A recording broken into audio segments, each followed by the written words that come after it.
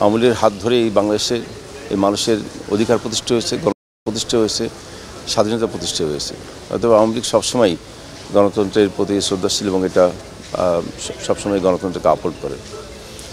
কিন্তু গণতন্ত্রের সংজ্ঞাটা বলতে কী বোঝায় সেটা আমাদের মানুষের মধ্যে কিছুটা সময় বিভ্রান্তি সৃষ্টি করে।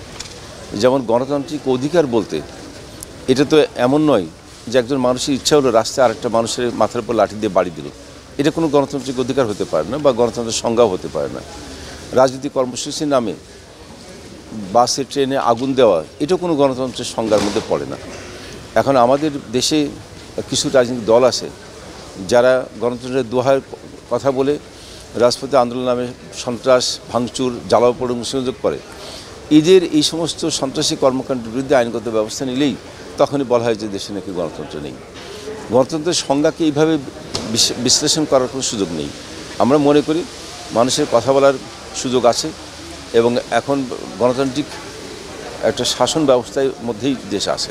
মূল্যস্ফীতি সারা পৃথিবীতেই আছে, এটা তো আমাদের জানতে হবে যে 2020 এবং 21 সালে 2 বছর করোনার মহামারীর কারণে সারা পৃথিবীতে একটা অর্থনৈতিক বড় ধাক্কা ছিল এবং সেই দুর্যোগ কাটিয়ে ওঠার আগেই আমাদের রাশিয়া ইউক্রেন যুদ্ধ, পরবর্তী আরও 22-23 সালে, এই 4 বছর সারা পৃথিবীতে একটা অর্থনীতির উপর একটা বড় ধাক্কা এসেছে এবং বৈশ্বিক অর্থনীতির এই মন্দার মধ্যে সারা পৃথিবীতে কিন্তু মূল্যস্ফীতি আসে।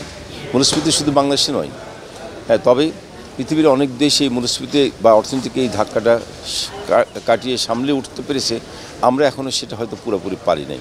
সরকার চেষ্টা আছে যে এই অর্থনৈতিক মন্দা কাটিয়ে আমাদের মূল্যস্ফীতি কমিয়ে মানুষের মধ্যে সহনশীল একটা অবস্থা তৈরি করা, সেটার জন্য সরকার পদক্ষেপ নিয়েছে। আমরা তো সবসময় সমস্ত রাজনৈতিক দলকেই আমরা তাদের কর্মকাণ্ড করার ব্যাপারে আমরা সবসময় আগ্রহ জানিয়েছি। আমরা সবসময় বলি যে রাজনীতির মূল লক্ষ্যই যদি দেশের জন্য কল্যাণকর কাজ করা, মানুষের জন্য যদি কাজ করা হয়, তাহলে সেখানে সহিংসতা কেন?